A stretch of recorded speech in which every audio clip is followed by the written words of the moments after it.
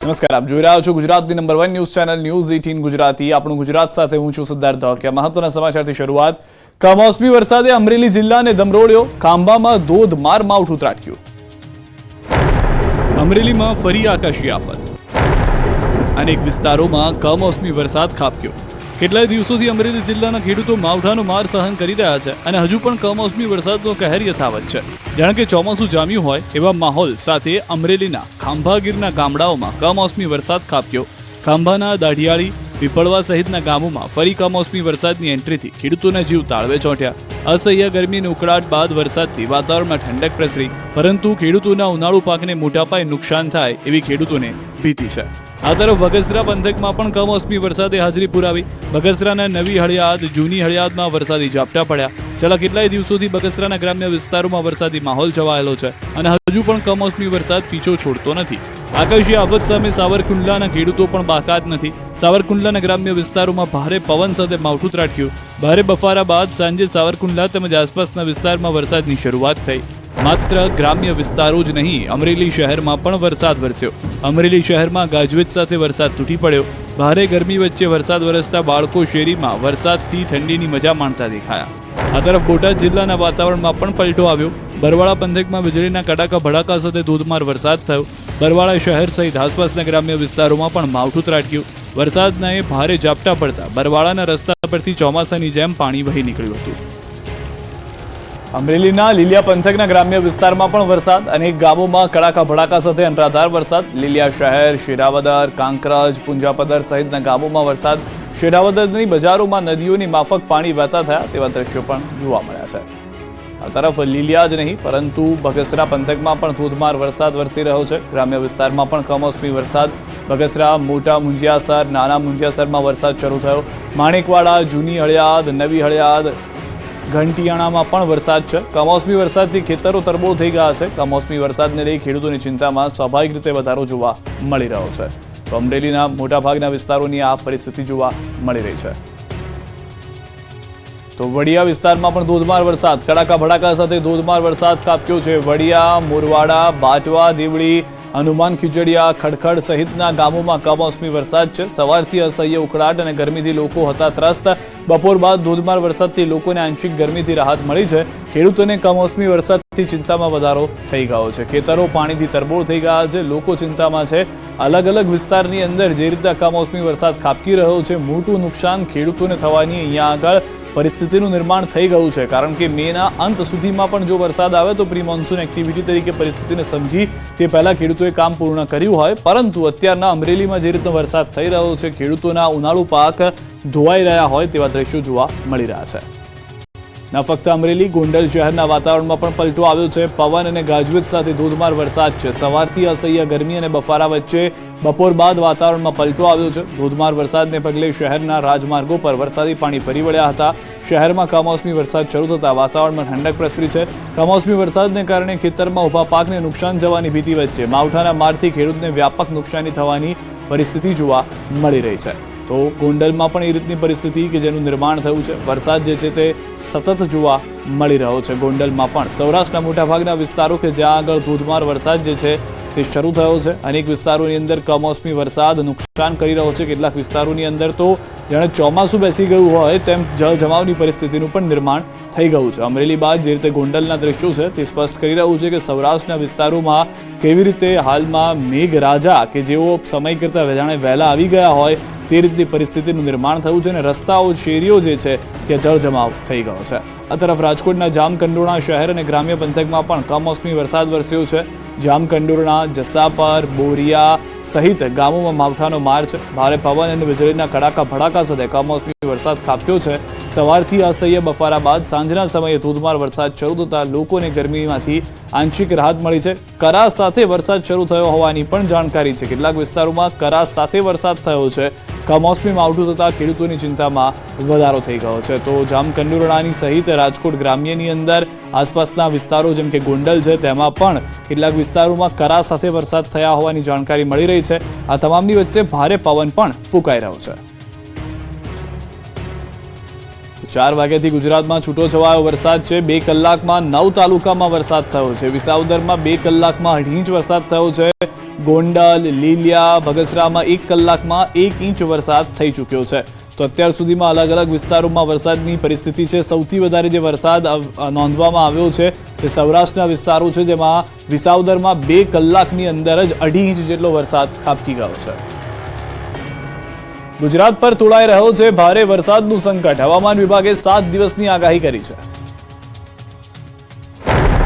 ભર ઉનાળામાં વરસાદી માહોલ સર્જાશે. રાજ્યમાં ફરી એકવાર વરસાદનું સંકટ ગુજરાત પર તોળાઈ રહ્યું છે. હવામાન વિભાગે આગામી 7 દિવસ વરસાદની આગાહી કરી છે. થંડરસ્ટ્રોમની આગાહીના પગલે 21 તારીખથી ગાજવીજ સાથે વરસાદ પડવાની શક્યતા છે. 40 થી 50 કિલોમીટરની ઝડપે પવન ફૂંકાઈ શકે છે.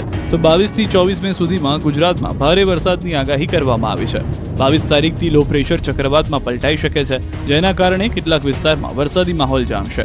24 થી 28 મે આસપાસ દક્ષિણ ગુજરાત સહિતના વિસ્તારોમાં ભારે વરસાદની આગાહી છે. તો સૌરાષ્ટ્ર અને કચ્છમાં છૂટોછવાયો વરસાદ પડી શકે છે. જોકે હવામાન વિભાગે 2 સાયક્લોનિક સર્ક્યુલેશનના કારણે વરસાદી માહોલ મે મહિનામાં સર્જ્યો હોવાની વાત કરી છે.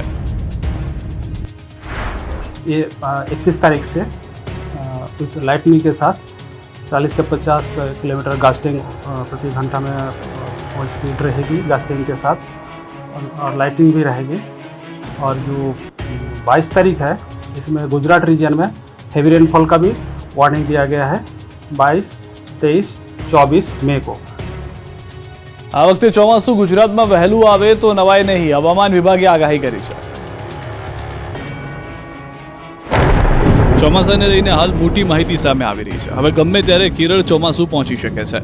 હવામાન વિભાગના મતે ચોમાસું કેરળમાં 4-5 દિવસમાં પહોંચી શકે છે, કારણ કે ચોમાસામાં બેસવા માટે હાલ 4-5 દિવસ ખૂબ જ અનુકૂળ સ્થિતિ છે. તમિલનાડુમાં પણ પહોંચી શકે છે ચોમાસું. લક્ષદ્વીપમાં પણ ચોમાસા માટે અનુકૂળ સ્થિતિ માનવામાં આવે છે. હાલ ચોમાસું કેરળથી અંદાજે 100 કિલોમીટર જેટલું દૂર છે. હવામાન વિભાગ દ્વારા કરાયેલી આગાહી પ્રમાણે હવે 4-5 દિવસમાં ચોમાસું કેરળમાં પ્રવેશ કરી શકે છે. એટલે કે આગામી 24-25 સુધીમાં કેરળમાં ચોમાસું પહોંચી શકે છે.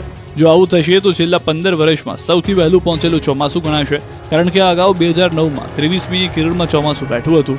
જો 23 મે પહેલા આગમન થાય તો 21 વર્ષનો રેકોર્ડ તૂટશે, કારણ કે અગાઉ વર્ષ 2004માં 18 મે કેરળમાં ચોમાસું બેઠું હતું. સુરત જિલ્લાના છેવાડે આવેલા ઉમરપાડા તાલુકામાં વરસાદ. ધાણાવાડ, ચોખવાડ, દિવંતણ સહિતના ગામોમાં કમોસમી વરસાદ. પવન સાથે કમોસમી વરસાદ થતા વાતાવરણ ઠંડુગાર થઈ ગયું છે. સૌરાષ્ટ્ર બાદ હાલમાં ઉમરપાડામાં પણ સમાચાર મળી રહ્યા છે વરસાદના. ઉમરપાડા તાલુકામાં વરસાદ થયો છે. ધાણાવાડ, ચોખવાડ, દિવંતણ સહિતના વિસ્તારોમાં વરસાદ જોવા મળી રહ્યો છે. તો સુરત જિલ્લાના છેવાડાના વિસ્તારોમાં પણ હાલમાં વરસાદની પરિસ્થિતિ જોવા મળી રહી છે. વાવાઝોડા અંગે હવામાન નિષ્ણાંતોનો કેવો છે મત? શું કહે છે? કેટલું ઘાતક છે વાવાઝોડું? જુઓ. જોકે વરસાદ અને વાવાઝોડાને લઈને હવામાન નિષ્ણાંતોએ પોતપોતાના મત આપ્યા છે. જે મુજબ ફરી ગુજરાત પર મોટું સંકટ તોળાઈ રહ્યું છે. હવામાન નિષ્ણાંત પરેશ ગોસ્વામીનું અનુમાન છે કે ગોવા નજીક દરિયામાં સાયક્લોનિક સર્ક્યુલેશનની સિસ્ટમ બની રહી છે અને આ સિસ્ટમ આવતા દિવસોમાં સ્ટ્રોંગ બની શકે છે અને તેના કારણે ચાલુ મહિનાના અંતમાં ગુજરાતભરમાં ભારે વરસાદ થઈ શકે છે. તો બીજી તરફ હવામાન નિષ્ણાંત અથર્યા શેટ્ટીએ આગાહી કરી છે કે 24 મે બની શકે છે શક્તિ વાવાઝોડું. 21 મે કોંકણ ગોવા તટે લો પ્રેશર બનશે.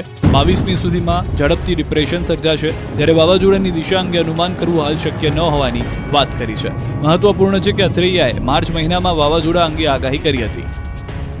કેમ કે આગળના દિવસની અંદર સાયક્લોન સ્ટ્રોમ બને તેવી શક્યતાઓ આની અંદર છે કે કદાચ સાયક્લોન બને તો પણ અને કદાચ સાયક્લોન ન બને તો પણ ગુજરાતની અંદર મે મહિનાના છેલ્લા અઠવાડિયાની અંદર વરસાદની શક્યતાઓ છે. કમોસમી માવઠામાં પલળેલા પોતાના પાકને બચાવવા આખી રાત ઝઝૂમતા દેખાયા ખેડૂતો. જુઓ, આ મધરાત્રે હાઈવે પર કામ કરતા ખેડૂતો છે. 10 દિવસ પહેલા થયેલા માવઠાએ ખેડૂતોની સ્થિતિ કફોડી બનાવી દીધી. બારડોલી જિલ્લામાં મોટી સંખ્યામાં ખેડૂતો ડાંગરની ખેતી કરે છે. માવઠાને કારણે તેમની આખા વર્ષની મહેનત પર પાણી ફરી વળ્યું. ખેડૂતો હવે પલળી ગયેલી ડાંગર બચાવવા માટે રસ્તા પર આવી ગયા છે. ઓલપાડ કીમ સ્ટેટ હાઈવે પર કીમ નજીક ખેડૂતો રાત્રે પણ કામ કરતા નજરે પડ્યા. રાત્રે વાહનોની અવરજવર વચ્ચે પણ પોતાનો પાક બચાવવા રખેવાળી કરતા દેખાયા ખેડૂતો. પોતાની ડાંગર રસ્તા પર સૂકવી ખેડૂતો ખડે પગે રહ્યા. રાત્રે પણ તેઓ તૈયાર થયેલી ડાંગર કોઈ ચોરી ન જાય તે માટે રખેવાળી કરી.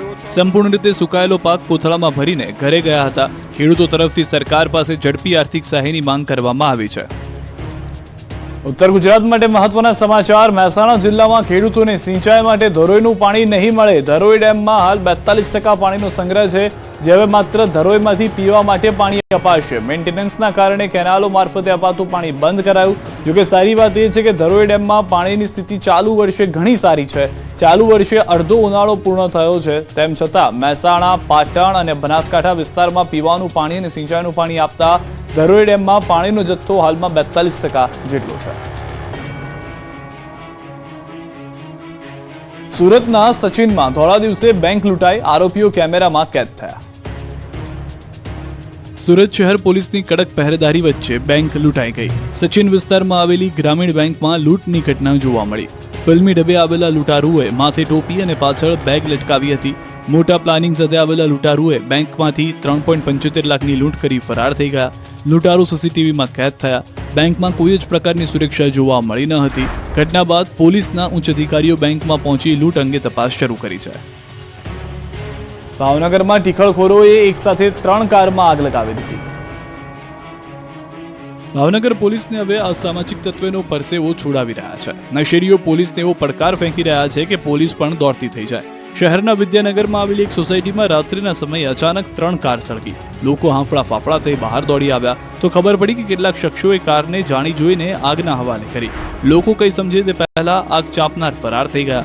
અસામાજિક તત્વોએ સોસાયટીના સભ્યો સાથે મારપીટ કરી હોવાની માહિતી પણ જોવા મળી. મારામારી અને આગ ચંપીની ઘટના સીસીટીવી ફૂટેજમાં છે. તેમાં સ્પષ્ટ દેખાય છે કે યુવકો આવે છે, જે બાદ કાર પાસે પહોંચી વારાફરતી એક કારમાં આગ લગાવી દે છે. એક શખ્સ આગ લગાડવાનું સીસીટીવી કેમેરામાં કેદ થાય છે. આગ લગાવવા પાછળનું કારણ રહીશો એવું આપી રહ્યા છે કે સોસાયટી નજીક આ યુવકો નશો કરવા ભેગા થાય છે. કેટલીક વાર રહીશોએ આ પ્રવૃત્તિ અટકાવવા પ્રયાસ પણ કર્યો છે. જોકે આ નશેરીઓ મારપીટ કરે છે, જેની અદાવત રાખી રાત્રિના સમયે આ ટીખળખોરોએ પાર્ક કરેલી કારમાં આગ લગાવી દીધી. પોલીસે સ્થાનિકોની ફરિયાદ લઈ સીસીટીવીના આધારે તજવીજ હાથ ધરી છે. ગોંડલ સિવિલમાં જોવા જેવી થઈ. એક યુવકે પોતાની જાતે જ માથે માર્યા ઈંટના ફટકા. માથે પટ્ટી અને હાથમાં પથ્થર લઈને ઉભેલો આ યુવક હુમલો કરવાની તૈયારીમાં છે. આ કોઈને મારવા માટે નહીં પણ પોતાના માથે જ પથ્થર મારવા તત્પર છે. ઘટના રાજકોટ ગોંડલની સિવિલ હોસ્પિટલના કમ્પાઉન્ડમાં છે. યુવાને પોતાના હાથે માથા પર ઈંટ મારી પોતાની જાતને લોહીલુહાણ કરી દીધી. લોકો કંઈ સમજે તે પહેલા તો ઈંટ લઈને માથા પર મારવા લાગ્યો. સમગ્ર ઘટના સીસીટીવી ફૂટેજ જોવા મળી છે. આખરે લોકોએ યુવકને ટીંગાટોળી કરી ઇમરજન્સી વિભાગમાં સારવારમાં ખસેડ્યો તો ત્યાં પણ તેણે નર્સિંગ સ્ટાફ પાછળ કાતર લઈને મારવાનો પ્રયાસ કર્યો. આ ઘટનાથી સ્ટાફમાં દોડધામ મચી ગઈ હતી. જામનગરના કાલાવાડમાં ભાજપના કોર્પોરેટર પર હુમલો થયો છે. કોર્પોરેટર સદ્દામ બારાડી પર છરીથી હુમલો થયો છે. લગ્ન પ્રસંગમાં થયેલા હુમલાના સીસીટીવી પણ સામે આવ્યા છે. જુનેદ જીકરભાઈ રાવ નામના શખ્સે હુમલો કર્યો છે. જૂની પારિવારિક અદાવતમાં હુમલો થયાનું પ્રાથમિક તારણ સામે આવ્યું છે. કોર્પોરેટરને ગંભીર હાલતમાં રાજકોટની ખાનગી હોસ્પિટલમાં સારવાર માટે ખસેડાયા છે. મહત્વનું છે કે જુનેદ રાવ ગુનાહિત ઇતિહાસ ધરાવે છે. થોડા સમય અગાઉ પીજીવીસીએલના કર્મચારીઓ પર જીવલેણ હુમલો કર્યો હતો. હુમલાની સમગ્ર ઘટનાને લઈને કાલાવાડ પોલીસે તપાસ હાથ ધરી છે.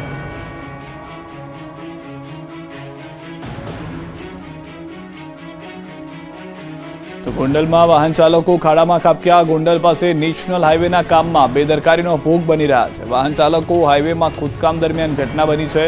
ગુંદાળા ચોકડીથી અર્જુન હોટલ સામે 2 બાળકો સાથે પરિવાર બાઇક પર જઈ રહ્યો હતો. અચાનક બાઇક ખાડામાં ખાબકતા બાઇક સવાર પરિવાર સાથે ખાડામાં ખાબક્યો. આ સમગ્ર ઘટનાના સીસીટીવી પણ જોવા મળ્યા. ગઈકાલે પણ વધુ એક બાઇક સવાર ખાડામાં ખાબક્યો હોવાના સીસીટીવી સામે આવ્યા છે. હાઈવેના કામમાં ચાલતા લોલમલોડના કારણે અકસ્માતો વધતી ઘટનાઓને લઈને લોકોમાં ભારે રોષ ભભૂકી ઉઠ્યો છે. રાજકોટના કોઠારીયામાં પશુઓની બલી ચડે તે પહેલા જ પહોંચી ગઈ વિજ્ઞાન જાથા અને પોલીસ. પછી થયો પથ્થરમારો. પશુ બલી હોય કે ભુવાઓના ધતિંગ હોય, વિજ્ઞાન જાથા દ્વારા તેનો પર્દાફાશ કરવામાં આવે છે. ત્યારે રાજકોટના કોઠારીયા વિસ્તારમાં નિર્દોષ પશુઓની બલી ચઢાવવામાં આવતી હોવાની માહિતી મળતા વિજ્ઞાન જાથાની ટીમ અને પોલીસ ઘટના સ્થળે પહોંચી હતી.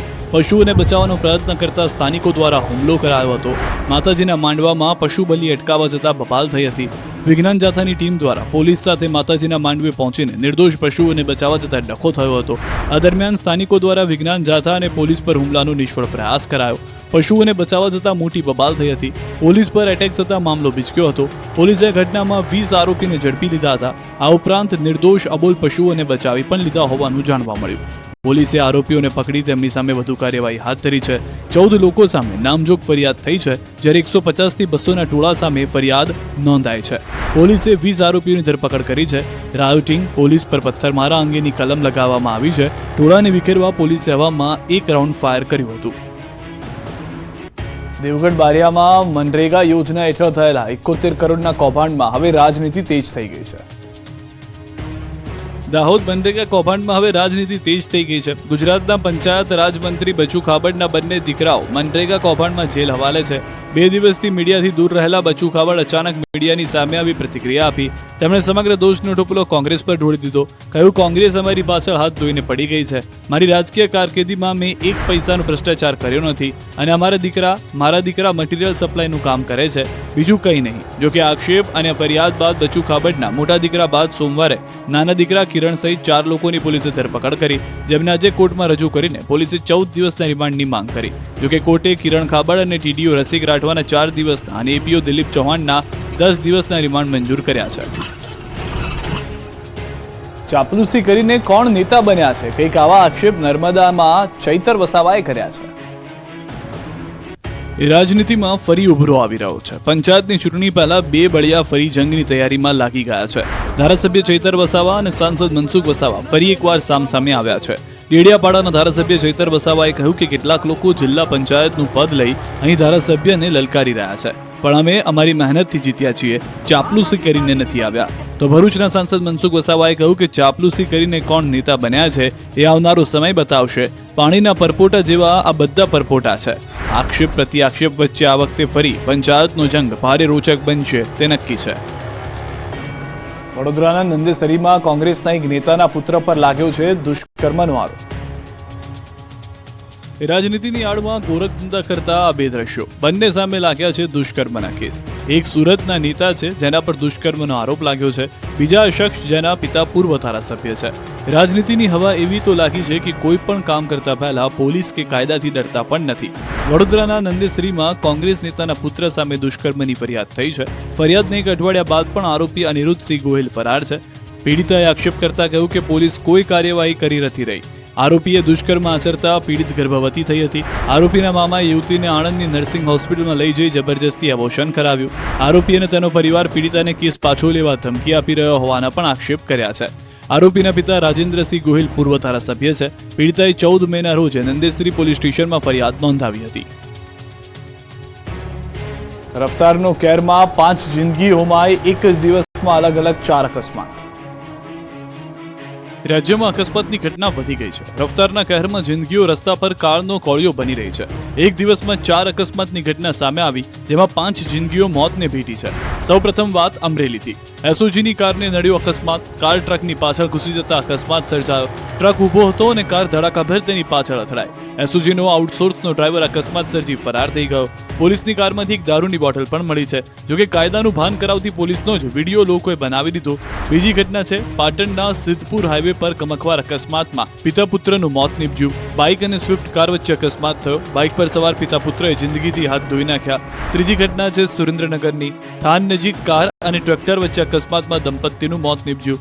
રાજકોટનો પરિવાર ધાર્મિક પ્રસંગમાં કોંઢ ગામે જતો હતો ત્યારે ઘટના બની. કારમાં કુલ 5 લોકો સવાર હતા, જ્યારે ચોથી ઘટના અંકલેશ્વરની છે. નેશનલ હાઈવે 48 પર અજાણ્યા વાહને એક યુવકને અડફેટે લીધો. સજોડ ગામના રહેવાસી જયેશ રાઠોડનું ઘટના સ્થળે જ મોત નીપજ્યું. રસ્તા પર સ્ટંટબાજ બનીને ફરતા બાઇકર્સનો કેર વધ્યો છે. દેવભૂમિ દ્વારકામાં વિડીયો જોવા મળ્યો છે.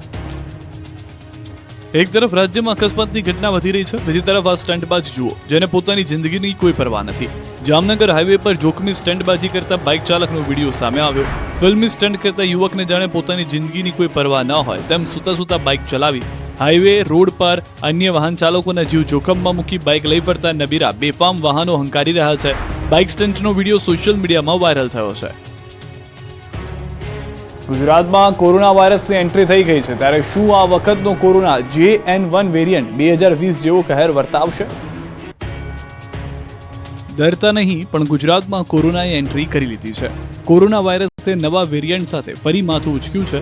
સિંગાપોર અને હોંગકોંગમાં COVID-19ના કેસમાં વધારો થવાથી ભારતીયોમાં પણ દહેશત છે. કોરોનાનો J1 વેરિયન્ટ અનેક દેશોમાં કેસ નોંધાઈ ચૂક્યા છે. કોરોનાના દેશમાં 257 કેસ નોંધાયા છે, જ્યારે ગુજરાતમાં 7 કેસ નોંધાયા છે. એક અઠવાડિયાની અંદર જ રાજ્યમાં 6 નવા કેસ નોંધાયા છે. જોકે છેલ્લા એક સપ્તાહમાં ગુજરાતમાં કોરોનાથી એક દર્દી સ્વસ્થ પણ થયો. કોરોનાના લક્ષણની વાત કરીએ તો આ વેરિયન્ટના લક્ષણો પણ જૂના કોરોના જેવા છે. ખાંસી, ગળામાં દુખાવો થવો, આંખમાં ઇન્ફેક્શન થવું, ડાયાબિટીસ, બ્લડ પ્રેશરની બીમારીવાળાએ સાચવવું. 65થી વધુ ઉંમરના લોકોએ સાવધાન રહેવાની જરૂર છે. 6 કેસ મળતા જ ગુજરાતનું તંત્ર એલર્ટ મોડ પર આવી ગયું છે. તકેદારીના પગલાં લેવાઈ રહ્યા છે.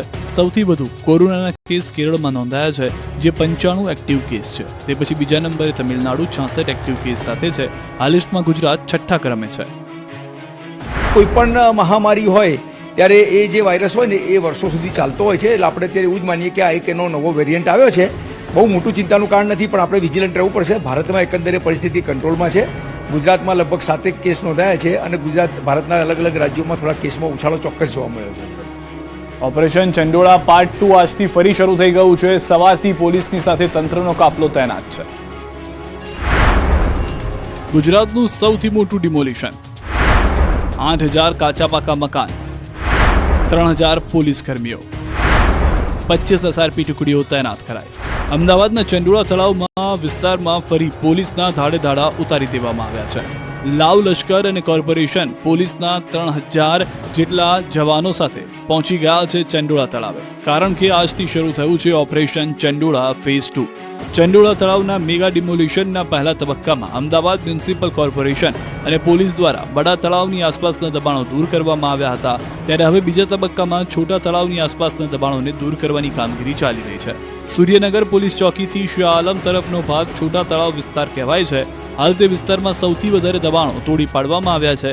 2 કલાકમાં જ 1,000થી વધુ નાના મોટા કાચા પાકા મકાનોને તોડી પાડવામાં આવ્યા છે. અંદાજે 100 મીટરના રોડ ઉપરના તમામ દબાણો દૂર થઈ ગયા છે. છેલ્લા 3 દિવસથી ચંડોળા તળાવમાં રહેતા લોકોને મકાનો ખાલી કરી દેવા માટે તંત્ર દ્વારા માઇકથી જાણ કરવામાં આવી છે.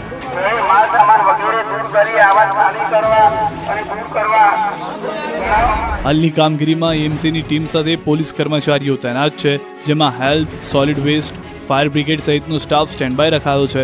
તો અસરગ્રસ્તોને હટાવવા એએમટીએસ બસ પણ મૂકવામાં આવી છે. સાથે પોલીસ જવાનોની સુરક્ષા પણ રખાઈ છે, જેમાં 2 જેસીપી, 6 ડીસીપી સહિત 3,000 પોલીસ જવાનો ખડે પગે છે. તો એસઆરપીની 25 ટુકડી ઉપરાંત ડ્રોનની પણ મદદ લેવાય છે. ડિમોલિશન પૂર્ણ થતાં કાટમાળ હટાવવાનું અને બાઉન્ડ્રી બનાવવાનું કાર્ય શરૂ કરવામાં આવશે. જોકે પોલીસ કમિશનરે આજે 80% કામગીરી થઈ જશે તેવો આશાવાદ વ્યક્ત કર્યો છે. એ લોકો પોતે જ આપણને સામાન લઈ જઈ રહ્યા છે અને સહકાર પણ આપી રહ્યા છે. એટલે અપેક્ષા છે કે આજે મોટા ભાગે ડેમોલિશન પૂરું થઈ જશે. આવતીકાલે 2-3 દિવસમાં પૂરું થઈ જશે. જે રીતેના એએમસીના કામ ચાલી રહ્યો છે એને જોઈને તો મોટા ભાગે તો 80% તો આજે જ પતી જવાના છે. શા માટે ચંડોળા તળાવ વહીવટી તંત્ર માટે મહત્વનું છે? કેટલા વિસ્તારમાં દબાણ હતું એ પણ જુઓ. બાંગ્લાદેશીઓના ગઢ સમા ચંડોળા તળાવ વિસ્તારમાં મેગા કામગીરી હાથ ધરાઈ. પોલીસ છાવણીમાં ફેરવાયેલા ચંડોળા તળાવમાં 50 જેસીબી મકાનો જમીનદોસ્ત કરવામાં આવ્યા. પ્રથમ તબક્કા કરતાં બીજા તબક્કામાં કામગીરી વધુ તેજ કરાઈ. 2 દિવસમાં ડિમોલિશનની કામગીરી પૂર્ણ કરવાનો લક્ષ્યાંક છે. બંને તબક્કાની કામગીરી પર નજર કરીએ તો ગુજરાતનું સૌથી મોટું ડિમોલિશન ફેઝ 1, 4,000 કાચા પાકા મકાન દૂર કરાયા, 1.5 લાખ સ્ક્વેર મીટરની જમીન ખાલી કરાઈ, 2,000 પોલીસ કર્મીઓને તૈનાત કરાયા હતા, 50 જેસીબી અને હિટાચીની મદદ લેવાઈ. ફેઝ 2, 8,000 કાચા પાકા મકાન દૂર કરવામાં આવી શકે છે. 2.5 લાખ સ્ક્વેર મીટર જમીન ખાલી કરવામાં આવશે. 3,000 પોલીસ કર્મીઓ, 25 એસઆરપી ટુકડી તૈનાત કરાઈ. 50 જેસીબી અને હિટાચીનો ઉપયોગ.